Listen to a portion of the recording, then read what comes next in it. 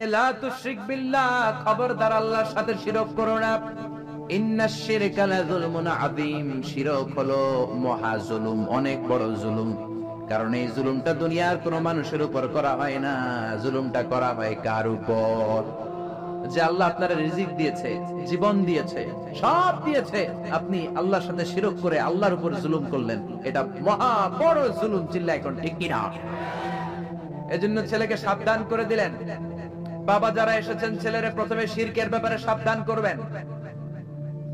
কারণ শিরক হলো ঈমান বিধ্বংসী মারণাস্ত্র। এই শিরক, এটা এইডস এর চেয়েও ভয়ঙ্কর, এটা ক্যান্সারের চেয়েও ভয়ঙ্কর। ক্যান্সারের অ্যানসার আছে, শিরকের কোনো অ্যানসার নাই। এজন্য বিশ্বনবী বলতেন, আফা মিন দাবিবিন নামাল, পিপিলিকা যেমনি গুটি গুটি পায়ে মিষ্টির বক্সের দিকে এগিয়ে যায়, তেমনি শির গুটি গুটি পায়ে তোমার দেহের ভেতরে ভাইরাসের মতন ঢুকে তোমার ঈমানটারে সারখার করে দেয়। এজন্য আমরা যখন নামাজে দাঁড়াই, আল্লাহ বলে নামাজ পড়ে পড়িস, আগে বল শিরক করস কিনা। আমরা বলি ওয়াজ্জাহাতু ওয়াজহিয়া লিল্লাযী ফাতারাস সামাওয়াতি ওয়াল আরদা হানিফাও ওয়া মা আনা মিনাল মুশরিকিন। আল্লাহ শিরক করি না, ওয়া মা আনা মিনাল, আল্লাহ আমি শিরক করি না। আবার জিলহজ মাসে যখন হজে যান, আল্লাহ বলে হজ পরে করিস, আগে বল শিরক করস কিনা। আমরা বলি লাব্বাইক আল্লাহুম্মা লাব্বাইক, লাব্বাইক লা শারীকা লাক, লাব্বাইক আল্লাহ আপনার কোনো শরীক নাই, আমরা শিরক করি না। এজন্য শিরক হলো বড় পাপ, শিরক হলো মহা পাপ, সব পাপের বাপ। এজন্য ছেলের শিরক থেকে বাঁচাইতে হবে, ঠিক কি না? আল্লাহ বললেন, ইন্নাল্লাহা লা ইয়াগফিরু আন ইউশরাকা বিহি ওয়া ইয়াগফিরু মা দুনা যালিকা লিমান ইয়াশা। আল্লাহ চাইলে সব গুনাহ মাফ করে দিতে পারেন, শুধুমাত্র শিরকের গুনাহ মাফ করেন না। খবরদার, ক্যান্সারের অ্যানসার আছে, শিরকের কোনো অ্যানসার। এজন্য আল্লাহ বললেন হাদিসে কুদসিতে, ইয়া ইবাদি লাউ আতাইতানি বিকরাবিল আরদি খাতায়া, কিয়ামতের দিন পাহাড় পরিমাণ গুনার স্তূপ নিয়ে যদি আমার সামনে আসো, জমিন পরিমাণ গুনাহ নিয়ে যদি আমার সামনে আসো, ওই গুনার মধ্যে যদি কোনো শিরকের গুনাহ না থাকে, আমি পাহাড় পরিমাণ দয়ার ক্ষমা নিয়ে বান্দা তোমার কাছে হাজির হয়ে যাব। পাহাড় পরিমাণ গুনাহ করছেন, কিন্তু ওই গুনার ভিতরে কোন গুনাহ নাই? শিরকের গুনাহ নাই। তাহলে পাহাড় পরিমাণ দয়া, ভালোবাসার ক্ষমা নিয়ে আপনার কাছে হাজির হয়ে যাবে কে? এজন্য খবরদার, লাইন আশরাকতা লা ইয়াহবাতান্না আমালুক, যদি শিরক করো আমলগুলোরে বাতিল করে দিবে কে?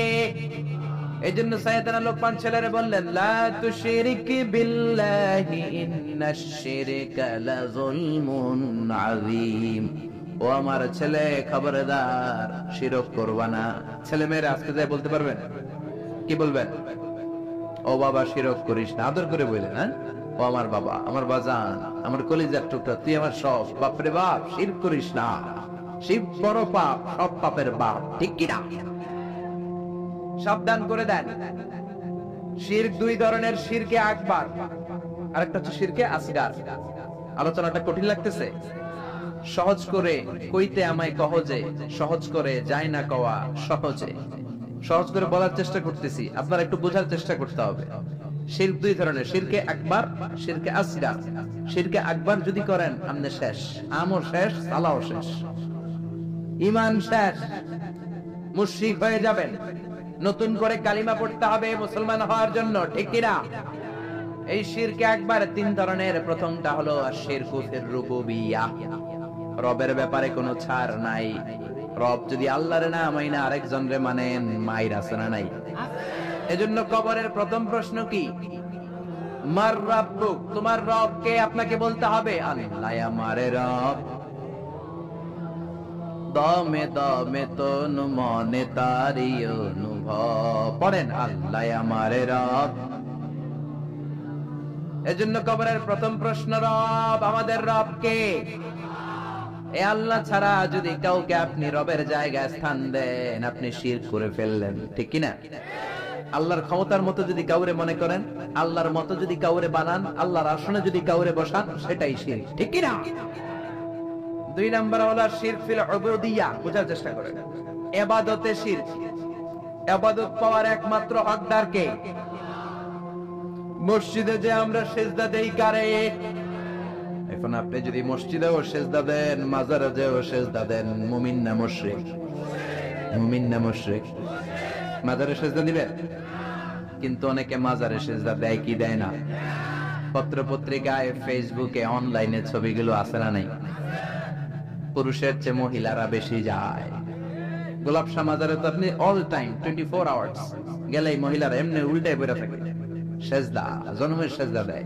কেন সেজদা দিলেন মা? বলে আমার মেয়ে আছে 5টা, আমার ছেলে লাগবে, ওর ছেলে। বাবা আমারে ছেলে দিবে, বাবা আমারে সন্তান দিবে। সন্তান দেয়ার মালিক কে? মাজারে গেলে সন্তান পাওয়া যায় না। মাজারে গেলে যদি সন্তান পাওয়া যেত তাহলে কুকুরের সন্তান হয় কেমনে? কুত্তায় কোন মাজারে গেল? গাভীর সন্তান হয় কিভাবে? ছাগলের বাচ্চা হয় কেমনে? মুরগির বাচ্চা হয় কেমনে? মুরগি কোন মাজারে যে সিজদা দিছে? কথা কি বুঝতে পারতেছেন?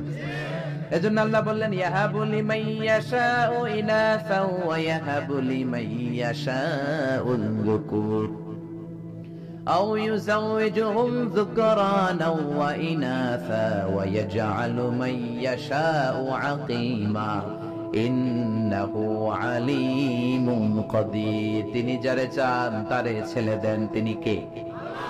যারে চান তারে মেয়ে দেন, তিনি কে? যারে চান ছেলেও দেন, মেয়েও দেন, তিনি কে?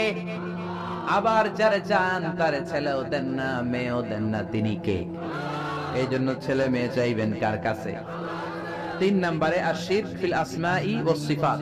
আল্লাহর নাম যদি আপনি কাউরে ডাকেন, আল্লাহর নামে, আপনি দুনিয়াতে আল্লাহ ছাড়া অন্য কাউরে আল্লাহ বলতে পারবেন? পারবেন? আল্লাহর গুণের মতো করে যদি কাউকে ডাকেন, আমরা অনেক বড় আল্লাহর ওলি আব্দুল কাদের জিলানীর নামের আগে আল্লাহর একটা নাম লাগাই, আবার মাইকিং করার সময়ও দেখি ওনার নামের আগে এই নামটা লাগাই কি লাগায় না? কি নাম? কয় গাউসে পাক। গাউসে পাক কে? কথা বলেন, বোঝার চেষ্টা করেন। গাউস মানে সাহায্যকারী। গাউস মানে কি? গাউসুল আযম মানে মহান সাহায্যকারী। তো আপনাকে সাহায্য করতে পারে কে? চিল্লায় বলেন কে? এজন্য খবরদার, আল্লাহর নামে অন্য কাউরে ডাকা যাবে? আব্দুল কাদের জিলানী শুধু বড়ই আল্লাহর ওলি ছিলেন না, বড় মুজাহিদ ছিলেন, মুফতাকির বিল্লাহ। ওনার সময়কার বাদশা ওনার বিরুদ্ধে জিহাদ করেছেন, জিহাদ করে কালিমার পতাকা উড়িয়েছেন। মাইনুদ্দিন চিশতি, খাজা মাইনুদ্দিন চিশতির নামে অনেক কথা বলে, কিন্তু উনি বড় মুজাহিদ ছিলেন। পৃথ্বীরাজ, হিন্দুস্তানে পৃথ্বীরাজের সিংহাসনকে উল্টিয়ে ভারতবর্ষে হিন্দুস্তানের মতো জায়গায় তিনি কালিমার পতাকা গেড়েছেন, ঠিক কিনা? কিন্তু তাদের জিহাদের অবদানের কথা বলে না, সমাজ সংস্কারের কথা বলে না, তাদের উল্টা পাল্টা কারামতের কথা বলে লোকজনদের দেখে বিভ্রান্ত করে, যখন ঠিক কিনা? এজন্য এই শিরকগুলো করা যাবে না। 2 নাম্বার হচ্ছে শিরকে আসগার, ছোট শিরক। এই ছোট শিরক যদি আপনি করেন, আপনি মুশরিক হবেন না, কিন্তু আপনার কবিরা গুনাহ হবে। কি গুনাহ? তওবা করতে হবে, তা না হলে মাফ নাই। জোরে কোন ঠিক কিনা? সবচেয়ে জঘন্যতম শিরকে আসগার হলো আর রিয়া। বিশ্বনবী বলেন আমার ইন্তেকালের পরে তোমাদের ব্যাপারে যেই শিরকে আসগার আমি সবচেয়ে ভয় পাই সেটা হলো রিয়া। সেটা কি? রিয়া আমাদের মধ্যে আছে না নাই? হজ করছে হাজী সাহেব, না করলে বেড়াইছে একটা যায়। তো হজ করছেন আপনি কারে খুশি করার জন্য? জোরে বলেন। তো আপনি আলহাজ না বললে সেটা জান কেন? আলহাজ নামের আগে লাগাবেনই না। আমি এটা তো আপনার ইবাদত। আলহাজ যদি লাগান, আল মুসল্লি লাগান না কেন? আপনি তো নামাজি, আপনার দরকার আল মুসল্লি, আল মুজাক্কি, আস-সাইম, আলহাজ কুতুবুদ্দিন মানে নামাজি, সাইম মানে রোজা পালনকারী, আল মুজাক্কি মানে যাকাত আদায়কারী, আল হাজ মানে হজ পালনকারী, কুতুবুদ্দিন, ঠিক কি না? একটাও লাগাবেন না। হজ করেছেন কারে খুশি করার জন্য? দুনিয়ার কোন মানুষের শোনানো দরকার নাই যে আমি আল হাজ, ঠিক কি না? ঠিক কি না? ঠিক কি না? এরকম অনেক শিরকে আসগার আছে আমাদের সমাজে, এগুলো অহরহ। বিশ্বনবী বলেছেন আল হালাফু বিগাইরি ইসমিল্লাহ, আল্লাহ ছাড়া অন্য কারো নামে শপথ করা, কসম করাও শিরকে আসগার। কিন্তু আল্লাহর নাম ছাড়া অন্য নামে কসম আছে না নাই? কয় হুজুর? কোরআনের কসম। হুজুর মসজিদের কসম, কাবার কসম, বিদ্যার কসম, মাথার কসম, মায়ের বুকের দুধের কসম, আর কি কি কসম আছে কন্ত? মাটির কসম, কিসের কসম? ছেলের কসম, ছেলের কসম, মেয়ের কসম, আছে না নাই? আছে না নাই? করা যাবে। কসম কাটলে একজনের নামে কাটবেন, তিনি কে? বিশ্বনবী বলেছেন, মান কানা হালিফান লা মাহালাতা ফালিয়াহলিফ বিল্লাহ। কোন ঝামেলায় পড়ে কোন বিষয়কে বেশি গুরুত্ব আরোপ করার জন্য, এমফাসাইজ করার জন্য যদি কখনো কসম কাটতে হয়, একজনের নামে কাটবা, তিনি কে?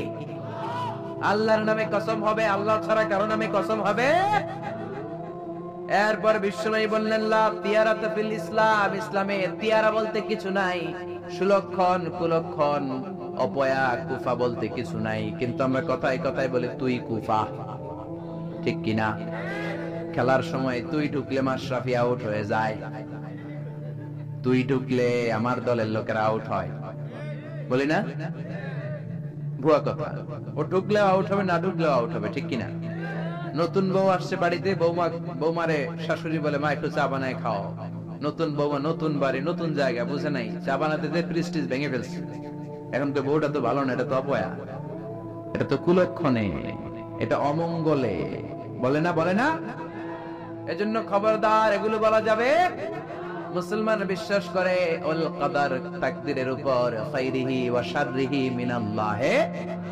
ভালো হোক মন্দ হোক একজন করতে পারে, তিনি কে? এরপরে ইতিয়ানুল আররাফিন, গণকের কাছে যাওয়া। গণক বাবারা আছে না নাই? গণকদের কাছে যাওয়া যাবে না। কেউ যদি গণকের কাছে যায়, যে যদি কিছু জিজ্ঞেস করে, ওই জিজ্ঞেসকারীর 40 দিনের নামাজ গুলারে বাতিল করে দিবে কে? শুধু জিজ্ঞেস করছেন, যে জিজ্ঞেস করছেন যে আমার একটা সমস্যাটা কি হইতে পারে। গণক তো কোনো ভবিষ্যৎ বলতে পারে না, ভবিষ্যৎ বলতে পারে একজন, তিনি কে? গণকের কাছে যাবেন না, তবে যেতে পারেন এক শর্তে, যে বলবেন, গণক বাবা চেম্বার দিয়েছেন কেন, কি হয় এখানে? গণক বলবে, আমি সব জানি, আমি ভবিষ্যৎ বলে দিতে পারি, ভবিষ্যতে কি হবে আমি সব জানি। তখনই দিবেন 20 কেজি ওজনের এক থাপ্পড়। থাপ্পড় দিলে যদি সে চটে যায়, রেগে যায়, বলবেন, আপনি তো ভবিষ্যৎ জানেন, আমি যে এসে থাপ্পড় দিব তাও তো জানেন, জানি না শুনে কেন থাপ্পড়টা খেলেন, কেন দৌড় দিলেন না, ঠিক কিনা? এভাবে গণকদেরকে সাইজ করার দরকার আছে না নাই? তুলা রাশি, বৃষ রাশি, কর্কট রাশি, সিংহ রাশি, সিংহ রাশি, এরপরে কন্যা রাশি, এরপরে উল্লুক রাশি, ভাল্লুক রাশি, কুত্তা রাশি, বিলাই রাশি, আছে না নাই? আছে না নাই? তারপরে হাতের রেখা দেখে কথা বলে, হাতের রেখায় সব আছে। আপনি যাবেন, ম্যাগনিফাইং গ্লাস ইউজ করে ওরা, মানে ছোট জিনিসকে বড় দেখা যায়, এরকম গ্লাস নিয়ে এক চোখ বন্ধ করে এভাবে দেখবে, আর বলবে, তোমার হাতের রেখা অনেক ভালো, তুমি সদর দক্ষিণের পোলা, তোমার কপাল ভালো, এই রেখাটা যদি এই দিক দিয়ে ওদিকে যায়, তুমি কিছুদিনের মধ্যে ইনশাল্লাহ সৌদি আরব, তারপরে কয়েকদিনের মধ্যে বিয়ে করতেছো, অনেক টাকার মালিক হবা, তুমি অনেক বড় নেতা হবা, দাদাচ্ছে অনেক কিছু শোনায় দিবে আপনারে। আসলে সে কিচ্ছুই জানে না, জানে একজন, তিনি কে? তারপরে কাইতন বাঁধে, ছোট্ট ছেলে মেয়েদের কোমরের মধ্যে কাইতন বাঁধে না? আপনাদের এলাকায় বাঁধে? তাবিজ ঝুলা, এতগুলা করে তাবিজ, গলায় এতটি, হাতে এতটি, এদিকে এতটি, আবার কোমরে এতটি। তাবিজের ভারেই তো পোলায় অসুস্থ হয়ে যাবে। সুস্থ হবে কি করে? বিশ্বনবী তাবিজ ঝুলান নাই, বিশ্বনবী ঝাড়ফুঁক করতেন, রুকিয়া, ঝাড়ফুঁক করবেন। বিশ্বনবী হাসান হুসাইনকে ঝাড়ফুঁক করতেন। বুখারীর বর্ণনা, আউযু বিল্লাহি, আউযু বিকালিমাতিল্লাহি তাম্মা মিন কুল্লি শাইতানিন ওয়া হাম্মা ওয়া মিন কুল্লি আইনিন লাম্মা। এই দোয়াটা পড়ে বিশ্বনবী হাসান হুসাইনকে ফু দিতেন। বিশ্বনবী তাবিজ দেখলে ছিঁড়ে ফেলতেন, সাহাবারা তাবিজ দেখলে ছিঁড়তেন, আর আমরা তাবিজ ঝুলাই। তাবিজ আপনার কিচ্ছু করতে পারে না, করতে পারে কে? কোরআনের আয়াত দিয়ে তাবিজ দেয়া যাবে কিনা এটা একটা ইখতিলাফি মাসালা, কিন্তু নিরাপদ হচ্ছে আপনি তাবিজের কাছেই যাবেন না, আপনি ঝাড়ফুঁক করবেন। আপনার রাত্রেবেলা জিনেদেরা যাতে আপনি সূরা ফালাক, সূরা নাস করে ফু দেন, আয়াতুল কুরসি পড়ে ফু দেন, জিনের বাদশাও দিবে দৌড়, ঠিক কিনা? এজন্য আয়াতুল কুরসি পড়বেন, সূরা ফালাক, নাস পড়বেন। লাবিদ ইবনুল আসাম, ইহুদিদের মিত্র, বিশ্বনবীকে ব্ল্যাক ম্যাজিক করলো। 4 মাস বিশ্বনবী অসুস্থ, নড়তে চড়তে পারে না। বিশ্বনবী 4 মাসে তাবিজ ঝুলায় নাই। 4 মাস পরে সাইয়েদনা জিবরাইল সূরা ফালাক, সূরা নাস নিয়ে নাজিল হয়ে যায়। 2 সূরার মধ্যে 11টা আয়াত। বিশ্বনবীর নিয়ে একটা কুয়ার কাছে যে সাইয়েদনা জিব্রাইল বললেন, ও নবী, কুয়ার ঢাকনা তোলেন, দেখবেন একটা চিরুনি আছে। ওই চিরুনির ভিতরে বিশ্বনবীর দাড়ি আর চুল নিয়ে এই লাবিদ ইবনুল আ'সাম, ইহুদিদের মিত্র, 11টা গিট মেরেছে। কয়টা? বিশ্বনবীর বললেন, ও নবী, একটা করে গিট খোলেন আর পড়েন কুল আউযু বিরাব্বিল ফালাক। একটা করে আয়াত পড়েন, আপনারে সুস্থ করে দিবে কে? এজন্য সূরা ফালাক, সূরা নাস পড়ে ফু দিবে। জিন ভূতের অশরীরী কোন আত্মা যদি আপনার উপর আসর করে, আসর মুক্ত করে দিবে কে? এরপরে হাতের মধ্যে আজমির শরীফের সুতা বাঁধে, সাদা আর লাল কালারের। দেখছেন? আপনাদের এলাকায় তো নাই না? আছে আছে আছে। খবরদার, যুবকেরা যদি হাতে থাকে ছেড়ে ফেলো। এটার উপর তাওয়াক্কুল করবা না, তাওয়াক্কুল করবা কার উপরে? পরীক্ষার রাতে দেখলাম এক ছেলে আজমির শরীফের সুতা নিয়ে ঘুরে, কিরে পরশ না কেন? কই যে সুতা আছে, সুতা আমার এ প্লাস কে ঠকাইবো, কে ঠকাইবো? এই যে সুতা দিয়ে এ প্লাস পাবো। সুতা এ প্লাস দিবে? আপনাকে পড়তে হবে, প্রিপারেশন নিতে হবে, আর তাওয়াক্কুল করতে হবে একজনের উপর। তিনি কে? আরো জোরে বলেন, তিনি কে? এজন্য এগুলোর উপর কোনো বিশ্বাস নাই। রাশিফল বিশ্বাস করা যাবে না, গণক বাবার উপর বিশ্বাস করা যাবে না, হাতের রেখার উপর বিশ্বাস করা যাবে না। কারণ হাতের রেখার মধ্যে কোনো ভাগ্য থাকে না। ভাগ্য তো তারও থাকে যার হাত থাকে না। হাত নাই, পা নাই, এরকম বিকলাঙ্গ মানুষ পৃথিবীতে আছে না নাই? তো যে লোকটা হাত ছাড়া জন্মালো, ওর ভাগ্য আছে না? সুবহানাল্লাহ পড়েন। একটু চিন্তা করলে আপনি সব টের পাবেন। এরপরে খবরদার, ইঁদুরের কাছে দাঁত চাওয়া যাবে না। নাকি চাইবেন? এলাকায় আছে দাঁত পড়ে গেলে ইন্দুরের গর্ত খুঁজে, যে বলে, ইন্দুর মামা, আম্মাই কইছে আমনে নাকি আমার বড় মামা, আমার মোটা দাঁত নিয়ে আপনার চিকন দাঁত দেন। মানুষের রুচি কত নিচের দিকে নামলে আশরাফুল মাখলুকাত হয়ে ইঁদুরের গর্তের কাছে যে দাঁত চায়। অমিয়া দাঁত নেয় কে? দাঁত দেয় কে? এজন্য চাইবেন কার কাছে? এরপরে দেখবেন ট্রাকের পিছনে পুরান জুতা আছে না নাই? আমি বিভিন্ন জায়গায় রাতে রাতে ঘুরি, প্রায় দেখি লরি ট্রাক গুলোর নিচে, পুরাতন যে বাস গুলো আছে এগুলোর নিচে ছিঁড়া জুতা। কেন?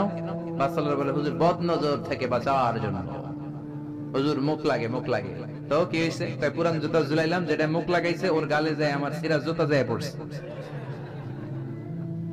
পড়ছে পড়ছে না। তা আপনি আপনার ট্রাক বাঁচানোর জন্য আপনি তাওয়াক্কুল করলেন ছিঁড়া জুতার উপর। আপনার ট্রাক বাঁচবে কেমনে? এটা তো রাস্তায় আপনি অ্যাক্সিডেন্ট করে মরবেন, এমনি তো আপনি মরবেন। ঠিক কি না? তাওয়াক্কুল হবে একজনের উপর, তিনি কে? তারপর অনেক ড্রাইভাররা মাজার দেখলে গাড়ি স্লো করে, আছে না নাই? কেন স্লো করলা? কয়, হুজুর বাবা অনেক গরম, গরম বাবা, জোরে চালাইলে আমার গাড়ি উল্টায় দিব, আপনি মইরা যাবেন। তো মাজারে যে শুয়ে থাকে সে যদি গাড়ি উল্টায় দেয়, সে যদি দুর্ঘটনার কারণ হয়, সে যদি মানুষ মারে, ওটা কি বাবা নাকি ডাকাত? ওটা কি বাবা না সন্ত্রাস? এজন্য এগুলোতে বিশ্বাস করা যাবে। বাচ্চাদের কপালে টিপ দেয় কেন? বদনজর থেকে বাঁচবে না। বাচ্চাকে ঘর থেকে বের করার আগে সূরা ফালাক সূরা নাস পড়ে ফু দিবেন, আয়াতুল কুরসি পড়ে ফু দিবেন। বদনজর থেকে বাঁচাবে কে? কালো টিপ দিবেন না তো। অবাক করা কাণ্ড, আমি আমার বাসার একটা অনেক পুরাতন অ্যালবাম কাটতে কাটতে দেখি আমার 7-8 বছরের বা 6-7 বছরের একটা ছবি, আমার কপালের দিকে এরকম কালো টিপ দেওয়া। আম্মারে বললাম, ঘটনা কি, কালো টিপ দিছো কেন? কয়, তোর নানি কইছে। নানিরে বললাম, ও নানি, তুমি এই কথা কইছো কেন? কয়, তোর বড় আম্মা কইছে। বড় আম্মা মইরা গেছে, আর খুঁজা পাই না। বড় আম্মা বেঁচে নাই, আল্লাহ ওনারা জান্নাত নসিব করুক। তো আগে এই যে নানি, বড় মা, দাদি, এরা যা বলতো এটাই ছিল রেফারেন্স। এখন আমরা কোরআন থেকে শুনি, কোরআন থেকে মানি, ঠিক কিনা? এরপরে বলে পরীক্ষার দিন সকালে ডিম খাওয়া যাবে না। তার মানে একবার 100-এ কমন পড়ছে ওনাদের। সবার হাসি দেখে মনে হচ্ছে 100-এ 100 কমন। সদর দক্ষিণে এটা ঘরে ঘরে আছে না? ভুয়া কথা। আমি যতবার ডিম খেয়ে গেছি ততবারই ফার্স্ট পরীক্ষায়। ইচ্ছা মতো ডিম খেয়ে যাবা, পরীক্ষায় ফার্স্ট বানাই দিবে কে?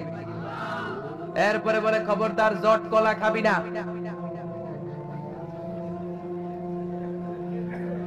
যমজ সন্তান হবে, বলে না? জট কলা ইচ্ছা মতো খাইবেন। যমজ সন্তান হলে তো আরো ভালো, 2 বারের কাজ 1 বারে সারল। ঠিক কিনা? 10 মাস 10 মাস 20 মাস একটা মায়ের দুইবারে কষ্ট, দুইবারে সিজার করে পেট কাটো, 50-50 হাজার করে 1 লাখ টাকা, টাকাও বাঁচলো, মায়ের কষ্টও বাঁচলো। ঠিক কিনা? এজন্য এখন থেকে জট কলা খুঁজে খুঁজে খাইতে হবে। রাজি আছো মুসলমান?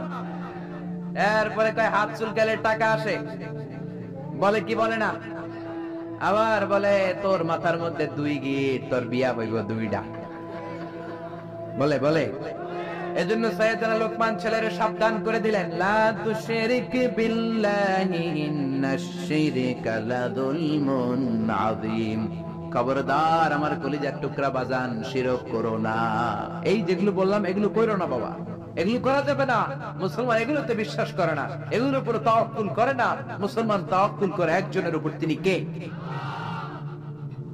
2 নম্বর উপদেশ, ইয়া বুনাইয়া ইন্নাহা ইন তাকুম মিসকালা হাববাতিন মিন খারদালিন ফাতাকুন ফি সাখরাতিন আও ফিস সামাওয়াতি আও ফিল আরদি ইয়াতি বিহাল্লাহ ইন্নাল্লাহা লাতীফুন খাবীর। আল্লাহু আকবার। 10টা শুনবেন তো? মনে মনে কইতেছে হুজুর জেনে ধরছে টাইট কইরা সারা রাত নিয়ে ফেলবে না, অল্প কয়েক মিনিটে শেষ করে দিব, আর লম্বা করব না, অনেক কষ্ট হচ্ছে আমি বুঝতেছি। 11:30 বাজে। 2 নাম্বার উপদেশ, ইয়া বুনাইয়া, ও আমার সন্তান, তুমি যদি সামান্য কোনো ভালো কাজ করো কিংবা যাররা পরিমাণ পাপ কাজ করো, এটা আকাশে উঠে করো কিংবা পাহাড়ে ঢুকে করো কিংবা জমিনের ভেতরে লুকিয়ে করো, কেউ দেখে নাই, দেখেছে কে? কেউ যেটা দেখে না দেখে কে? কেউ যেটা শোনে না শোনে কে? কেউ যেটা বোঝে না বোঝে কে? ইন্নাল্লাহা লাতীফুন খাবীর, তিনি সূক্ষ্মদর্শী। এখান থেকে পিছনে সিপাই কি হইতেছে আমি দেখি না, কিন্তু দেখে কে? প্যান্ডেলের উপরে কি হচ্ছে আমরা দেখি না, দেখে কে? বাংলাদেশের ওই প্রান্তে রোহিঙ্গাদের সাথে কি আচরণ হচ্ছে কেউ দেখে না, দেখে কে? ছেলেরে এই ব্যাপারে সচেতন করে দিলেন। ছেলেরে প্রথমে বললেন, বাবা খবরদার শিরক করিস না। দ্বিতীয় পর্যায়ে বললেন, বাবা ছোট্ট অন্যায় করো, ছোট্ট ভালো করো, কেউ দেখে নাই, আল্লাহ দেখে। এজন্য ছোট্টবেলা থেকে এই ছেলেদের মনের ভেতরে আল্লাহর ভয় ঢুকানোর দরকার আছে না নাই? এই ছোট্টবেলা থেকেই দ্য সেন্স অফ অ্যাকাউন্টেবিলিটি, জবাবদিহিতার ভয় ঢুকায় দিবেন ছেলের ভেতরে। এই তাকওয়া নামক সফটওয়্যার যদি ছেলের মাথায় এখনই ইনস্টল করে দিতে পারেন, এই ছেলে কোনোদিন বেয়াদব হবে না, বেনামাজি হবে না। ঠিক কি না? ছোট্টবেলা থেকেই সাবধান করেন। ছোট্ট বাচ্চারা দেখবেন আপনি কালো কালারের কলম কিনে দিবেন তো, স্কুলে যেয়ে দেখে ওর বন্ধুর কলমের কালি লাল, আস্তে করে ওর কলমটা ব্যাগে ভরে নিয়ে আসে না? আপনি এক ধরনের রাবার কিনে দিয়েছেন, এটা ভালো লাগে না, ওর বন্ধুরটা ভালো লাগছে, ব্যাগে ভরে নিয়ে আসে। আপনি শিখান বাবা, কারো পারমিশন ছাড়া কোনো জিনিস যদি নাও, এটাকে চুরি বলে, কেউ দেখে নাই কিন্তু দেখছে কে? খবরদার কারো জিনিস না বলে নেওয়া যাবে। আপনার ছেলে রাস্তা দিয়ে হাঁটে, 500 টাকার নোট পেয়েছে, শিখায় দিবেন খবরদার যত বড় টাকার নোট পরে থাকুক হাত দেওয়া যাবে। ছেলের শিখায় দেন, রাস্তা দিয়ে হেঁটে যাচ্ছ, আম বাগানে আম পেকে আছে, টুক করে একটা আম ব্যাগে করে নিয়ে আসছো, কেউ দেখে নাই, দেখেছে কে? শিখাবেন এগুলো, ছোট্টবেলা থেকে শিখাবেন। জবাবদিহিতার ভয়, তুমি যাই করেছো কিয়ামতের দিন এটার হিসাব আছে না নাই? 3 নাম্বার উপদেশ, ইয়া বুনাইয়া আকিমিস সালাতা ওয়া আমুর বিল মা'রুফি ওয়ানহা আনিল মুনকার। ইয়া বুনাইয়া, ও আমার বাজান, ও আমার সন্তান, আকিমিস সালাহ মানে কি? সালাতে কায়েম করো, সালাতে কায়েম করো, হবে সম্মানী তুমি, হবে জান্নাতি তুমি, হবে সম্মানী তুমি, হবে জান্নাতি তুমি, দিবে কাল হাসরে শীতল ছায়া আরশে আজিম, রাব্বিয়াল আলা রাব্বিয়াল আযীম। আল্লাহু আকবার। আকিমিস সালাহ, বাবা সালাত কায়েম করো, নামাজ পড়ো, কেননা নামাজের হিসাব প্রথমে নেওয়া হবে। আউয়ালু মা ইউহাসাবু বিহিল আবদু ইয়াউমাল কিয়ামাতি আস-সালাহ। কিয়ামতের দিন সর্বপ্রথম যেই জিনিসটার হিসাবে হবে সেটা হলো নামাজ। ফাইন সালুহা সালুহা সাইরু আমালি, নামাজের হিসাব যদি সহজ হয় পুরো আমলনামাটারে সহজ করে দিবে কে? ওয়া ইন ফাসাদাত ফাসাদা সাইরু আমালে, নামাজের হিসাব যদি গন্ডগোল লেগে যায় সব গন্ডগোল পাকায় দিবে কে? এজন্য ছেলেরা ছোট্টবেলা থেকেই নামাজ শিখাবেন। রাজি আছেন তো? তাহলে সাইয়েদনা লোকমান প্রথমে বলল, বাবা শিরক করবি না। তারপরে বলল, বাবা যাই করো না কেন কেউ না দেখুক, দেখে কে? তারপরে বলল, বাবা সালাত কায়েম করো। কি কায়েম করো? বিশ্বনবী বললেন, মুরু সিবিয়ানাকুম বিসসালাতি ওয়া হুম সাব'উ সিনিন, ছেলের বয়স যখন 7 হয় নামাজের আদেশ দাও। ওয়াদরিবুহুম আলাইহা ওয়া হুম 10 সিনিন, 10 বছর বয়স হলে নামাজের জন্য শাসন করো। ঠিক কি না? বয়স যখন 7 শাসন করবেন না, বলবেন বাবা নামাজে যা, সাথে করে নিয়ে যাবেন। অবশ্যই বাচ্চাদেরকে মসজিদে নিয়ে যাবেন। আমাদের বাংলাদেশে বাচ্চা নিয়ে মসজিদে ঢুকতে দেয় না। কিছু মুরব্বীরা সেইটটা ওঠে, কিছু মুরব্বীরা রেগে যায়। এই মুরব্বীরা ওই বাচ্চার বয়সে মসজিদের দিকে পয়রা পিছলা খাইয়া পড়েও নাই। ঠিক কি না? কিন্তু বাচ্চা দেখলে ধমকায়। পৃথিবীর কোন দেশে বাচ্চা মসজিদে ঢুকলে ধমকায় না। বাচ্চারা খেলা করতেছে, আওয়াজ করতেছে, কেউ কিছু বলে না। একটু ডেকে বলে দুষ্টামি করো না, ওই পাশে যাও, আস্তে আস্তে খেলো, ডিস্টার্ব যাতে না হয়। কিন্তু বাংলাদেশে ছোট্ট বাচ্চা নিয়ে ঢুকলেই বিপদ। লাভ দিয়ে ওঠে মুরব্বীরা। ও আমার মুরব্বী বাজানেরা, ছোট্ট বাচ্চা দেখলে ধমকাবেন না। আজকে ধমকে যে বের করে দিলেন আর ভিতরে ঢুকবে না, বাইরে সাদাবাজি করবে, রংবাজি করবে। ঠিক কি না? ঢুকতে দেন, অ্যাকোমোডেট করেন, যত বেশি অ্যাকোমোডেট করা যায়। মহিলাদেরকে মসজিদে ঢুকতে দিবেন। বিশ্বনবী ঈদগাহে আসতে বলেছেন মহিলাদেরকে। হায়েজ ওয়ালি মহিলারাও যেন আসে, ওন্না না থাকলে আর মহিলা থেকে ওন্না নিয়ে যেন আসে। জুমার নামাজে, ঈদের নামাজে মহিলাদের আসতে হবে যদি জায়গা থাকে। কিন্তু ওয়াক্তিয়া নামাজগুলো মহিলারা ঘরে পড়বে। মহিলারা ঘরে নামাজ পড়লে ডবল সওয়াব। ঠিক কি না? কিন্তু ঈদের নামাজে, জুমার নামাজে আসার দরকার আছে না নাই? মহিলাদের জন্য আমরা মসজিদে তালা ঝুলালাম, মসজিদে মহিলাদের ঢুকতে দেই না। এজন্য দেশের নারীরা 2টা জায়গায় বেশি যায়, এক যায় বাজারে, 2 যায় মাজারে। মসজিদে ঢুকতে দেই না, আমরা আটকে রাখছি। এজন্য ছোট্ট বাচ্চাদেরকে ঢুকতে দিবেন। আর বাচ্চা নিয়ে যারা যাবেন কাতারের এক পাশে চলে যাবেন, একেবারে ডান দিকে বা বাম দিকে। বাচ্চারা ডানে বা বায়ে রাখবেন, মাঝখানে রাখলে আবার কাতার মাকরু হয়। এটা বুঝাই দিলেই হইলো। কিন্তু বাচ্চা দেখে ধমকাবেন না। কোনদিন কোন বাচ্চারে মসজিদ থেকে বের করবেন না, খবরদার। আল্লাহ আপনারা জান্নাত থেকে বের করে দেবে। বাচ্চা যদি মসজিদে যায় বুঝাবেন, আহলান সাহলান বলবেন, সালাম দিবেন। জীবনটা তার এই তো শুরু। এখনই যদি মসজিদে আসে পাক্কা মুসল্লি। আপনি নামাজ ধরছেন কত বছর বয়সে? আপনি দাড়ি রাখা ধরছেন কত বছর বয়সে? দাড়ি এই দেশের মানুষেরা রাখে যখন আর ব্লেড দিয়া কিছু করা যায় না। হয় ব্লেড ভাঙবে, নয় গাল কাটবে। হয় গাল কাটবে, নয় ব্লেড ভাঙবে। ওই সময় দাড়ি রাখা শুরু করছে। ঠিক কিনা? ঠিক কিনা? ঠিক কিনা? সমাজে কেউ তারে দাম দেয় না। ছেলে কথা শুনে না, মেয়ে কথা শুনে না, বাড়িতে সময় কাটে না, তখন মসজিদ ধরছে। এরকম নামাজি আছে না নাই? তারপর আপনাদেরকে আহলান ওয়া সাহলান, যারা এরপরেও দাঁড়িয়ে রেখেছেন, এরপরেও মসজিদে যাচ্ছেন, আহলান ওয়া সাহলান। কিন্তু বাচ্চাদেরকে মসজিদ থেকে কোনোদিন তাড়িয়ে দেয়া যাবে। ছেলেরা বললেন আকিমিস সালাহ, নামাজ পড়ো। 7 বছর বয়স থেকে যদি আপনি দাওয়াতি কাজ করেন, 8 বছর বয়সে বলবেন বাবা পড়, 9 বছরেও পড়, 10 বছরও যদি না পড়ে তখন শাসন।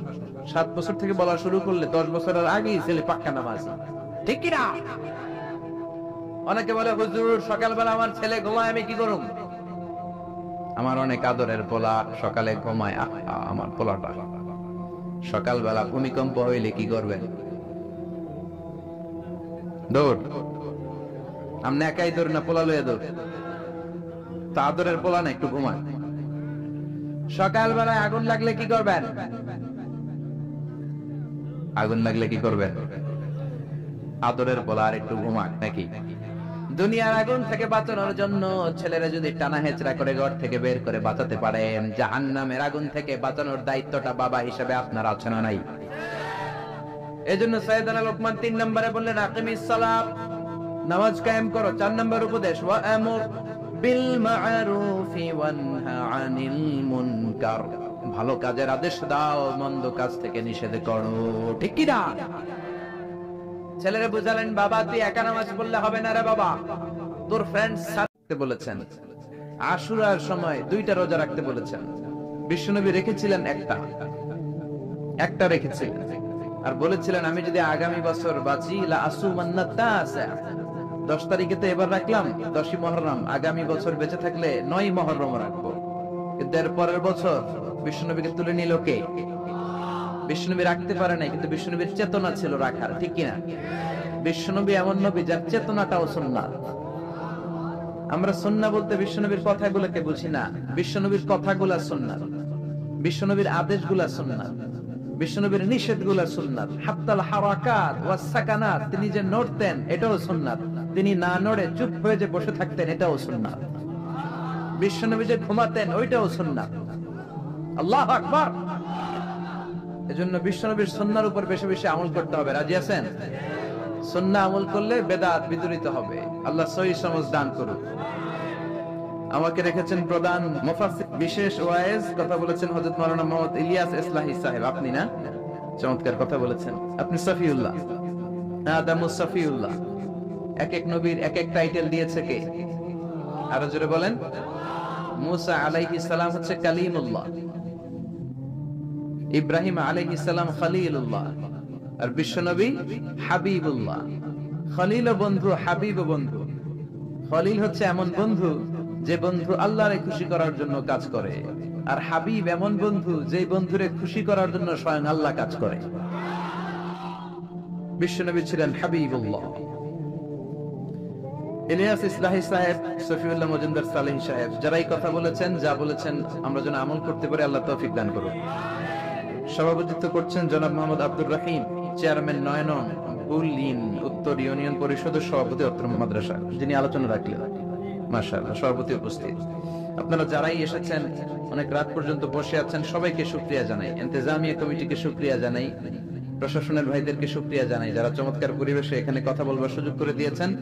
আসুন আমরা সরাসরি কোরআন থেকে কথা শুনি, কেননা কোরআনের ভেতর থেকে যদি কথা বলা হয়, ওই প্রোগ্রামে আল্লাহর রহমত বেশি, বরকত বেশি, আর ওই প্রোগ্রাম থেকে শিক্ষাও বেশি। আজে বাজে কিচ্ছা কাহিনী থেকে কোনো শিক্ষা নাই, আর আজে বাজে কিচ্ছা কাহিনী বলার দিনও শেষ, ঠিক কিনা?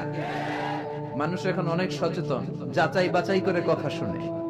আপনি একটা কথা বললে এটা আবার গুগলে সার্চ করে যে হুজুর সহি বললো কিনা, না অ্যাটলিস্ট হাসান কিনা, বা অ্যাটলিস্ট দাঈফ হলো একাধিক তুরুক থেকে বর্ণিত হয়ে শক্তিশালী দাঈফ কিনা, নাকি জাল হাদিস মেরে দিছে।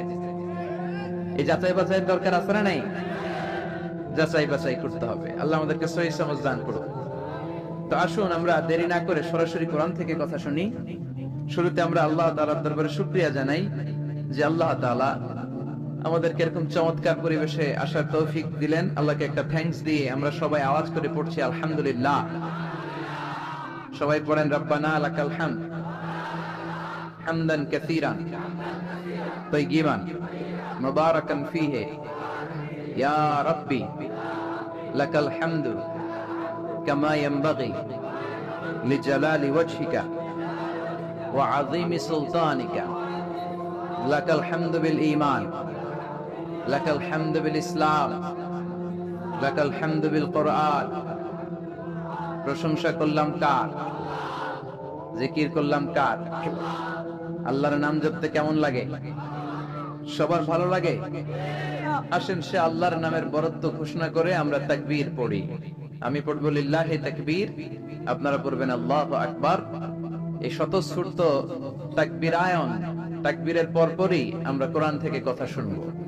আমি সূরাতুল লুকমান থেকে একটি আয়াত তেলাওয়াত করেছি, দ্বিতীয় রুকুর প্রথম আয়াত। ইনশাআল্লাহুল আজিজ এই সূরা লুকমানের তাফসীর আজকে আমরা শুনবো। পড়েন ইনশাআল্লাহ। আওয়াজ করে তাকবীর দিবেন। চট্টগ্রামের ভাইয়েরা, সোয়াগাজীর ভাইয়েরা, এই বড় বড় সদর দক্ষিণের ভাইয়েরা, এই এরিয়াতে লোকজন খুবই স্বতঃস্ফূর্ত ভাবে তাফসীরুল কোরআনের প্রোগ্রামে আসে।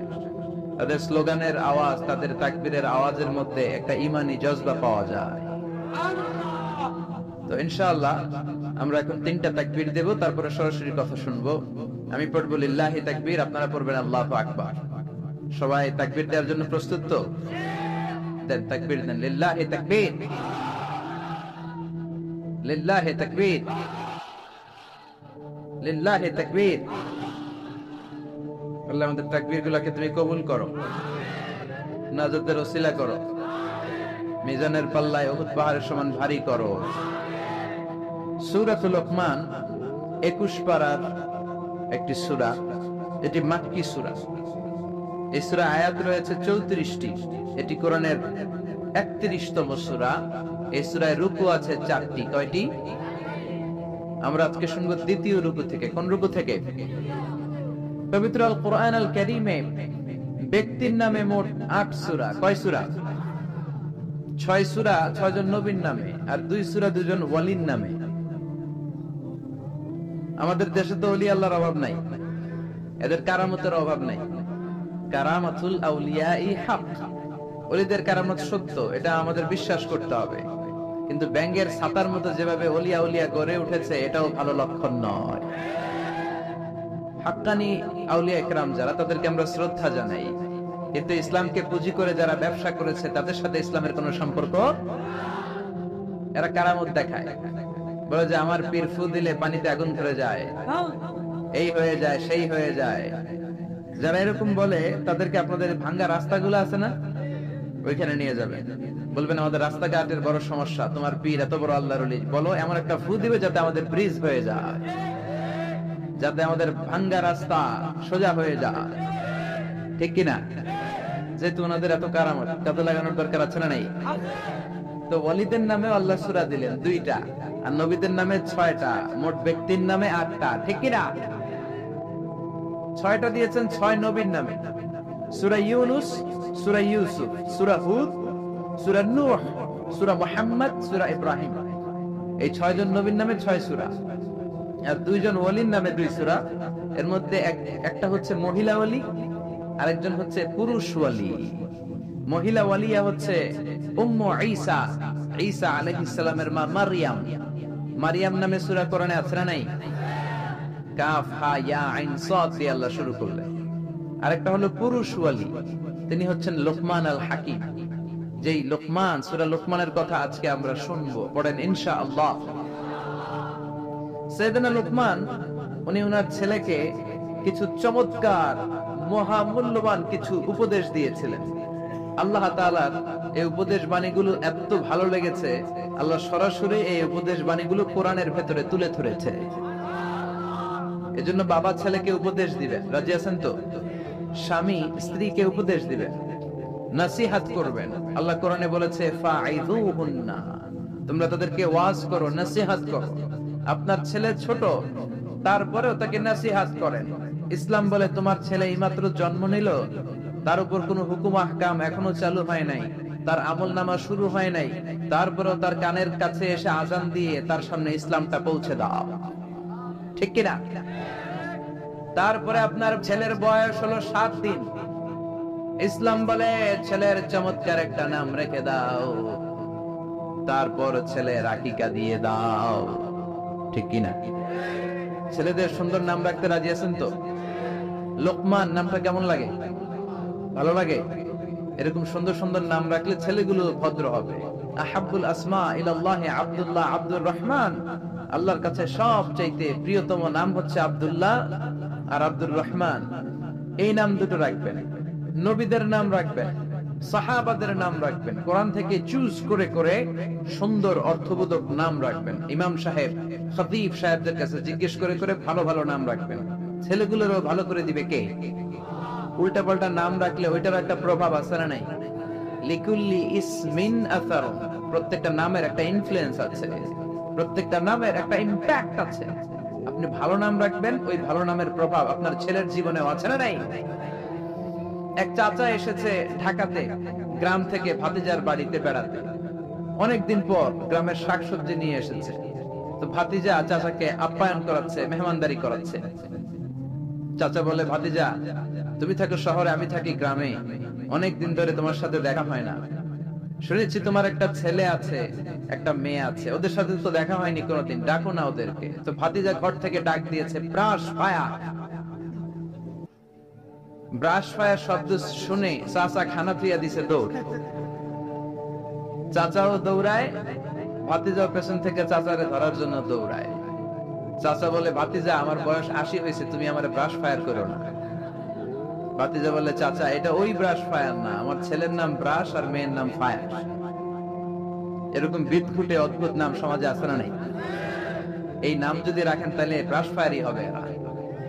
এগুলো ব্রাশ ফায়ারই করবে, এগুলো জ্বালাও জ্বালাও, আগুন জ্বালাও, এই কাজই করবে। ঠিক কিনা? এজন্য ছোট্টবেলা থেকে কোরআন তুলে দেন, কোরআনের বঙ্গানুবাদ তুলে দেন। স্যামসাং এর ট্যাবে, অ্যাপেলের আইপ্যাডের ভেতরে দামি মোবাইলের ভেতরে আরবিক হরফ গুলার বিভিন্ন ইসলামিক লিরিক্স দিয়ে গান পাওয়া যায়, এগুলো ঢুকায় দেন, কোরআনের তেলাওয়াত ঢুকায় দেন। ছোট্টবেলা থেকে যদি কোরআন শিখান, কোরআনটাই হবে আপনার ছেলের জান এবং প্রাণ।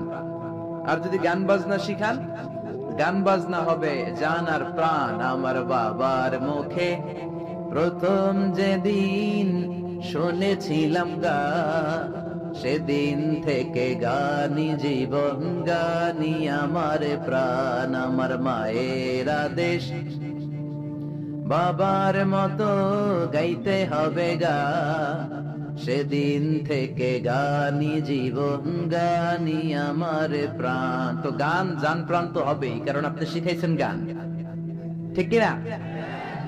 এই ছেলেরা যদি কোরআন শিখাইতেন, বলতো বাবার মুখে প্রথম যেদিন শুনেছি কোরআন, সেদিন থেকে কোরআনি জীবন, কোরআনি আমার প্রাণ, ঠিক কিনা? এজন্য কোরআন শিখাবেন ছোট্টবেলা থেকে, ইসলাম শিখাবেন ছোট্টবেলা থেকে। আমাদের গ্রাম বাংলা একটা কথা বলে, কাঁচা না নোয়ালে বাস পাকলে করে। আপনারা বলেন, কাঁচা না নোয়ালে বাস পাকলে করে?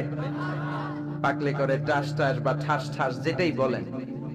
ছোট্টবেলা থেকে ইসলাম শিখাবেন। বড় হয়ে গেলে আর শিখানো হয় না, শিখানো যায় না। আমাদের অনেক প্রোগ্রামে লোকজন পানি পড়ার জন্য আসে, বলে আজারি সাহেব একটু পানি পড়া দেন। তো কিসের পানি পড়া? বলে আমার ছেলের জন্য। কি সমস্যা? আমার ছেলে কথা শোনে না। ও, আপনার ছেলের বয়স কত? তাই হুজুর 30। সর্বনাশ, 30 বছরের পুয়ার তো পানি পড়া দিয়ে কাজ হবে না। এখন পানি পড়া না, আমারে মেশিনে ঢুকাইয়া পাইটা খাওয়াই দিল, বলা কথা শুনবে না, ঠিক কিনা?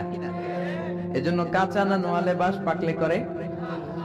ছেলে মেয়েগুলো যখন ছোট্ট থাকে, কাদামাটির মতো থাকে, দেখবেন কামাল একই কাদামাটি দিয়ে প্লেট বানায়, একই কাদামাটি দিয়ে জগ বানায়, একই কাদামাটি দিয়ে গ্লাস বানায়, একই কাদামাটি দিয়ে পুতুল বানায়। এখন এগুলো বানানোর পরে যখন আগুনে পোড়ানো হয়, লাল হয়ে যায়, তখন কি আর কিছু বানানো যায়? তখন কি আর শেপ দেওয়া যায়, স্ট্রাকচার দেওয়া যায়, কাঠামো দেওয়া যায়? দিতে গেলে ভেঙে যাবে, ঠিক কিনা? এজন্য যা শিখাবেন ছোট্টবেলা থেকেই, teach your children the holy Quran. Holy Quran will teach your children everything. আপনি আপনার ছেলেরে কোরআন শিখান, কোরআন আপনার ছেলেরে সব শিখাই দিবে। সুবহানাল্লাহ। এজন্য সাইয়েদনা লোকমান ওনার ছেলেকে ছোট্টবেলা থেকেই কিছু উপদেশ দিলেন, যেগুলো তার মাথায় ঢুকে যায়। ছোট্টবেলা থেকেই যদি ইসলাম শিখান, খারাপ হওয়ার সুযোগ নাই, বেয়াদব হওয়ার সুযোগ নাই, বেনামাজি হওয়ার সুযোগ নাই, রংবাজ হওয়ার সুযোগ নাই, চাঁদাবাজ হওয়ার সুযোগ নাই। এগুলো হবে নামাজি, এগুলো হবে আল্লাহওয়ালা, এগুলো হবে দেশপ্রেমিক। আর যদি ছোট্টবেলা থেকে সারেগামা পাদানিসা এগুলো শিখান, এই ছেলেগুলোই এক সময় দেখা যাবে এগুলোই হবে বাংলা ভাই, ইংরেজি ভাই, অঙ্ক ভাই, এগুলোই হবে এরশাদ শিকদার, পিচ্চি হান্নান, কালা জাহাঙ্গীর। এক একটা বড় ডন হবে, এগুলা ডন, ডন 1 2 3 সব হয়ে যাবে, ঠিক কিনা? এজন্য সাইয়েদনা লোকমান বুদ্ধি করে ছোট্টবেলা থেকেই ছেলেরে জরুরি কথাগুলো শিখায় দিলেন। এখন কে এই লোকমান? সাইয়েদনা লোকমান ছিলেন একজন নিগ্রো মানুষ, কুচকুচে কালো। আফ্রিকার দেশের লোকগুলো কুচকুচে কালো হয়, আপনারা যারা হজ করতে গিয়েছেন নিশ্চয়ই দেখেছেন। আবার এই সমস্ত এলাকার লোকেরা অনেকে সৌদি আরবেও থাকে, তো সৌদিতে, কুয়েতে, কাতারে, ওখানেও কিছু নিগ্রো লোক দেখা যায়। তাদের ঠোঁটগুলো হয় পুরু, হাতগুলো হয় লম্বা, কুচকুচে কালো। আমি যখন মিশরে পড়াশোনা করেছি আমি দেখেছি, আমার অনেক আফ্রিকান বন্ধু ছিল কুচকুচে কালো। সাইয়েদনা লোকমান ছিলেন এরকম কুচকুচে কালো। একটু খেয়াল করে দেখেন, একজন মানুষ সাদা হোক কিংবা কালো হোক, এটা আল্লাহ ডাজন্ট ম্যাটার, আল্লাহ এটা খেয়াল করে না। তা না হলে কালো লোকের কথা আল্লাহ কোরআনে তুলে দিতেন না, ঠিক কিনা? ইসলাম বলে কালো আর সাদায় কোনো পার্থক্য নাই। There is no difference between black and white. সাদা কালোয় কোনো ডিফারেন্স নাই, ডিফারেন্স হচ্ছে তাকওয়ার দিক থেকে। ইন্না আকরামাকুম ইনদাল্লাহি আতকাকুম। যার কলিজায় আল্লাহর ভয় বেশি, সেই আল্লাহর কাছে সেরা, ঠিক কিনা? এজন্য কালো হওয়ার পরেও সাইয়েদনা লোকমানের কথা আল্লাহ তুলে দিলেন কোরআনের ভিতরে সরাসরি। উনি পেশায় ছিলেন রাখাল, ছাগল চড়াতেন। সারাদিন ছাগল চড়ানোর পরে যখন ঘরে ফিরে আসতেন তখন এরকম হাজার মানুষের মিলন মেলা ওনার ঘরের বাইরে। ওনার মনিব বলে, সর্বনাশ, আমার রাখালের কথা শোনার জন্য এত মানুষ কেন? লোকদের জিজ্ঞেস করলো, তোমরা আসছো কেন? সবাই বলে, আপনার রাখাল এটা সাধারণ কোন মানুষ নয়, সে অসাধারণ মানুষ, সে অনেক বড় জ্ঞানী পণ্ডিত ব্যক্তি। মনিব বলে, আমার রাখাল আবার পণ্ডিত হলো কবে? আজকে একটু টেস্ট করি। ইবনে জারীর আত-তাবারী ওনার তাফসীরের ভিতরে তাফসীরে তাবারীতে এই বর্ণনাটা এনেছেন। ইবনে জারীর আত-তাবারীর নাম শুনেছেন? অনেক বড় মুফাসসির ছিলেন, মুআররিখ ছিলেন, ইতিহাস বেত্তা ছিলেন। ওনার তাফসীর বিশাল ভলিউমের তাফসীর আমরা আল আজহারে পড়েছি। ওনার তারিখের গ্রন্থ তারিখ ইবনে জারীর অনেক বড় তারিখের ইতিহাসের গ্রন্থ। উনি সারা জীবনে যা লিখেছেন সেটা যদি ওনার জীবনকাল দিয়ে ভাগ করা হয় তাহলে দেখা যায় উনি প্রতিদিন গড়ে লিখেছেন প্রায় 85 পৃষ্ঠা। আপনারা 85 পৃষ্ঠা কি ডেইলি পড়েন? আমরা তো 85 পৃষ্ঠা পড়তেও পারি না। উনি প্রতিদিন অন এভারেজ গড়ে 85 পৃষ্ঠা লিখতেন। উনি ওনার তাফসীর ইবনে জারীরে এনেছেন। মনিব লোকমানকে বলল, ইয়া লোকমান ইযহাব ওয়াযবাহ শাতান, যাও একটা ছাগল জবাই করো, ওয়া আখরিজ মিনহা আতিয়াবা মুদগাতাইন, জবাই করে ছাগলের দেহের সবচেয়ে দামি দুইটা অঙ্গ ছুরি দিয়ে কেটে নিয়ে আসো। সাইয়েদনা লোকমান গেলেন, ফা আখরাজা আল-লিসানা ওয়াল কলব, ছাগল জবাই করে ছাগলের জিহ্বাটা আর কলবটা কেটে নিয়ে আসলেন। সুবহানাল্লাহ। মনিব আবার বললেন, ইযহাব, আবার যাও, ওয়াযবাহ শাতান উখরা, আরেকটা ছাগল জবাই করো, ওয়া আখরিজ মিনহা আখবাসা মুদগাতাইন মিনহা, এবার ছাগলের সবচেয়ে নিকৃষ্ট দুইটা অঙ্গ ছুরি দিয়ে কেটে নিয়ে আসো। সাইয়েদনা লোকমান আবার ছাগল জবাই করে আবারও আখরাজাল লিসান ওয়াল কলব, জিহ্বা আর কলব কেটে নিয়ে আসলেন। সুবহানাল্লাহ পড়বেন না? মনিব বলে, মা হাযা ইয়া লোকমান, লোকমান এটা আবার কেমন কথা? সব চাইতে দামি অঙ্গ কেটে আনতে বললাম, জিহ্বার কলব আনলাম। সবচেয়ে নিকৃষ্ট দুইটা অঙ্গ কেটে আনতে বললাম, সেবারও জিহ্বার কলব আনলাম। এবার সাইয়েদনা লোকমান উত্তরে বলে, জিহ্বা এমন অঙ্গ, এই অঙ্গ যদি ভালো হয় এর চেয়ে ভালো আর কোন অঙ্গ হয় না। আর জিহ্বা এমন অঙ্গ, এই অঙ্গটা যদি খারাপ হয়ে যায় এর চেয়ে খারাপ অঙ্গ দেহে আর হয় না। এই জিহ্বা দিয়ে যদি কোরআন তেলাওয়াত করেন, এই জিহ্বা দিয়ে যদি আল্লাহর জিকির করেন, এই জিহ্বা দিয়ে যদি হকের কথা বলেন, সত্য সাক্ষী দেন, এই জিহ্বা দিয়ে যদি দিনের দাওয়াত দেন, এই জিহ্বার চেয়ে ভালো অঙ্গ আর মানব দেহের মধ্যে দ্বিতীয়টা হতে পারে না। আর এই জিহ্বা দিয়ে যদি মানুষকে আপনি গালি দেন, মুখের কথা দিয়ে যদি কষ্ট দেন, এই জিহ্বা দিয়ে যদি চুগলখুরি করেন, গীবত করেন, মানুষের মধ্যে প্যাঁচ লাগান, সমাজে অশান্তি লাগান, জিহ্বার চেয়ে নিকৃষ্ট না, ঠিক কিনা? এজন্য আল্লাহ বললেন, আলাম নাজআল লাহু আইনাইনি ওয়া লিসানান ওয়া শাফাতাইনি ওয়া হাদাইনাহু নাজদাইন। ওরে গোলাম, তোরে কি আমি চোখ দেই নাই? তোরে কি আমি ঠোঁট দেই নাই? তোরে কি আমি জিহ্বা দেই নাই? জিহ্বা দিলেন কে? দেহের সবচেয়ে নরম অঙ্গ, জিহ্বার চেয়ে নরম অঙ্গ দেহে আর আছে? একটা চুল পড়লেও টের পাওয়া যায়, পাওয়া যায় না? পাওয়া যায় না? ছোট্টবেলা আমরা বলতাম জিহ্বা হইতো মুসলমান, দাঁত হইলো কাফের। আপনারা বলতেন?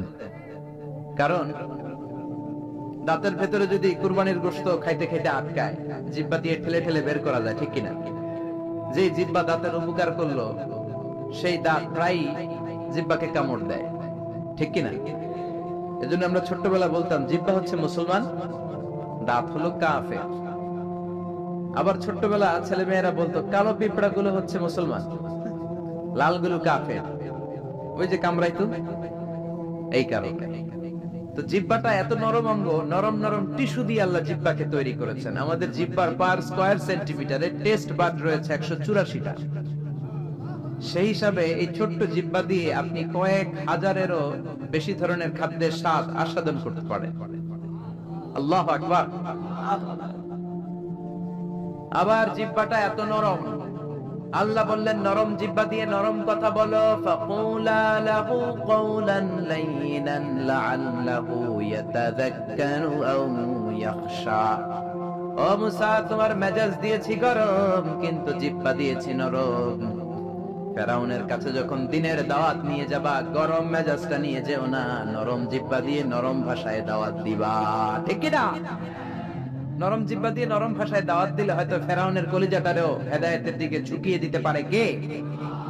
এইজন্য আল্লাহ বলেন, আলাম নাজআল লাহু আইনাইনি ওয়া লিসানাও ওয়া শাফাতাইন, আমি তোরে জিহ্বা দিয়েছি। জিহ্বা দিয়েছে কে? আপনি হিউম্যান অ্যানাটমি নিয়ে যদি একটু চিন্তা করেন, একটু ফিকির করেন, আপনি অবাক হয়ে যাবেন যে আল্লাহ তাআলা কেমন করে আমাদের এই শরীর বিদ্যা, এই অ্যানাটমি সেট করেছেন, যেখানে যেই অঙ্গটা দেওয়া দরকার আল্লাহ সেটা সেখানে দিয়েছেন। নাক যেখানে হলে ভালো ওখানে, জিহ্বা যেখানে হলে ভালো, যেমন হলে ভালো ঠিক ওখানে, মুখ যেখানে হলে ভালো ঠিক ওখানে দিয়েছেন। নাক এইখানে না দিয়ে আমাদের প্রত্যেকের নাক যদি আমাদের পিঠে দিয়ে দিত, আল্লাহ কি অবস্থা হতো? কথা শুনতেছেন? কোন খাবার খাওয়ার আগে খাবারটা কি ভালো না বাসি হয়ে গেছে ওটা দেখার জন্য পিঠে নেওয়া হতো, ঠিক কিনা? সুবহানাল্লাহ পড়বেন না? চোখ দুইটা দিলেন, এত চমৎকার জায়গা, একসাথে দেখা যায়, নাক দিয়ে শোকা যায়, তারপরে খাওয়া যায়। চোখ দুইটা যদি এইখানে না থেকে মাত্র 2 ইঞ্চি উপরে হইতো, ডান চোখটা যদি এইখানে হইতো, বাম চোখটা যদি এখানে হইতো, কি হইতো? শীতের বিকালে ফুটবল খেলতে যায়, ফুটবলে হেড দিলেই চোখ দুইটা ডিমের মতো পোষ হয়ে যেত, ঠিক কিনা? কি আজীব তামাশা, কত সুন্দর সেটিং আল্লাহর। অনেকে বলে কানগুলো আল্লাহ এরকম পেঁচায় দিছে কেন? কপাল পোড়া, মূর্খ নাদান, জানেই না। কানের ভেতরে এই পেছনে পেছনে অংশ যদি না থাকতো, আপনি ইথারে ভেসে আসা কোনো কথাই শুনতে পেতেন না। আচ্ছা, এই কানগুলো আল্লাহ এখানে না দিয়ে আমার ডান কান যদি আল্লাহ ডান বগলের নিচে দিত? করেন, কল্যাণের কথা চিন্তা করেন, মানুষের জন্য ভালোবাসা রাখেন। কলবটাই হলো শ্রেষ্ঠ অঙ্গ। আর কলবে যদি আল্লাহরে না বসায় শয়তানরে বসান, এই কলবের মধ্যে যদি শয়তানের জিকির রাখেন, এই কলব দিয়ে যদি মানুষের জন্য হেট্রেট রাখেন, ঘৃণা, হিংসা, অহংকার, এগুলো দিয়ে যদি মানুষের জন্য ঘৃণা পুষে রাখেন, হিংসা পুষে রাখেন, এই কলবের চেয়ে নিকৃষ্ট অঙ্গ আর হতে পারে? এজন্য কলব শ্রেষ্ঠ আবার নিকৃষ্ট। এজন্য কলবের ভেতরে জিকির ভরবেন কার? আল্লাহ বললেন, আলা বিযিকিরিল্লাহি তাতমাইন্নুল কুলুব। দুনিয়ার কোন জিনিস দিয়ে কলব ঠান্ডা হয় না, কলব ঠান্ডা হয় একটা জিনিস দিয়ে, লা ইলাহা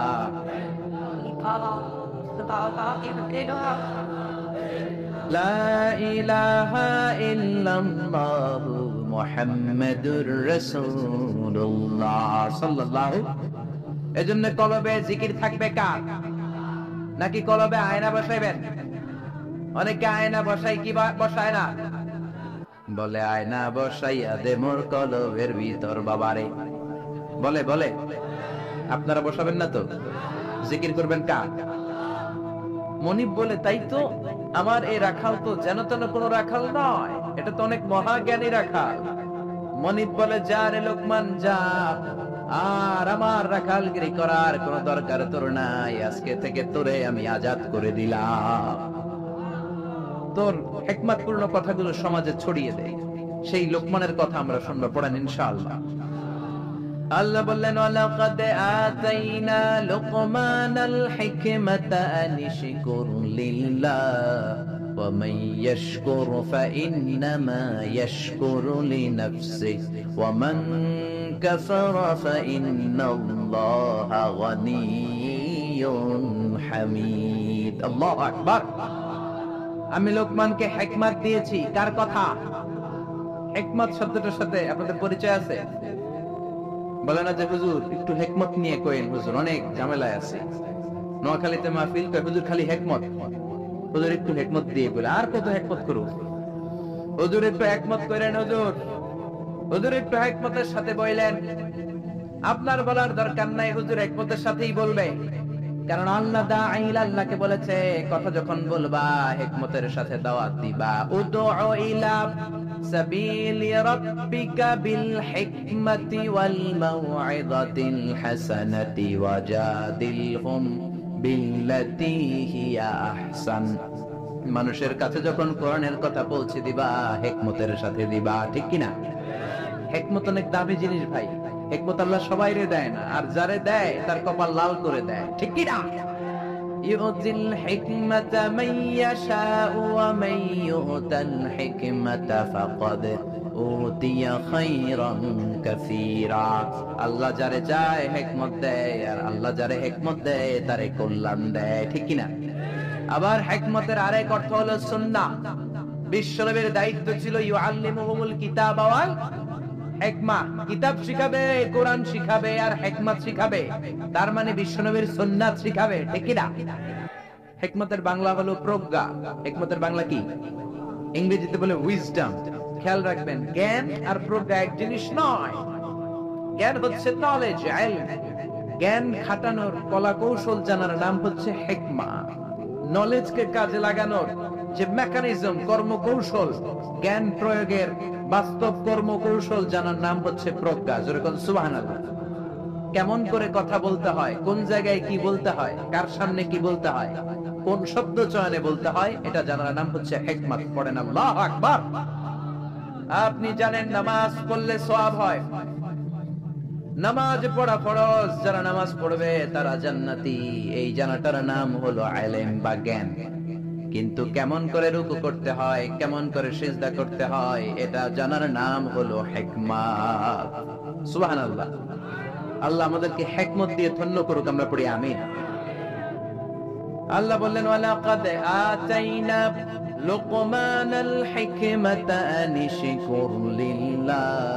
আমি আমার প্রিয় বান্দা, আমি আল্লাহর ওলি, আমার ওলি লোকমানকে হিকমত দিয়েছি। কে দিয়েছে?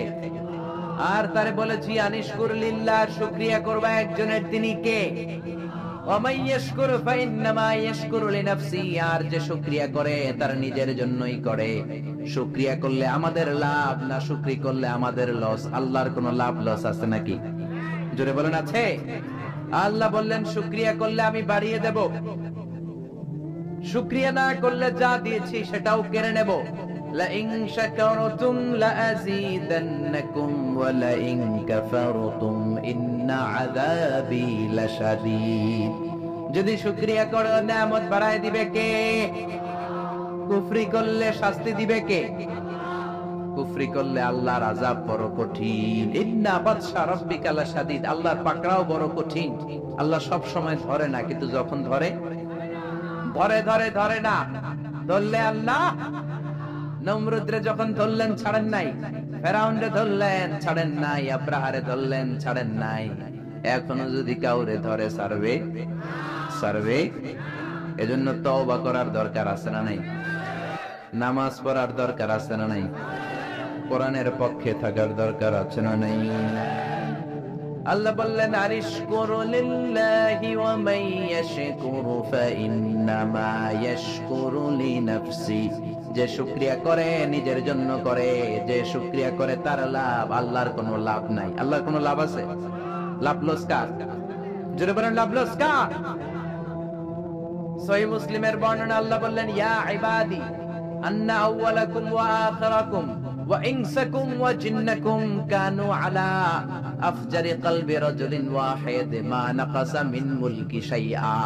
ও গোলাম, সবাই যদি কাফের হয়ে যাও, সবাই যদি নাফরমান হয়ে যাও, সবাই যদি ফেরাউনের উত্তরসূরি হয়ে যাও, আমি আল্লাহর ক্ষমতা আর এক আনাও কমবে না, ঠিক কি না?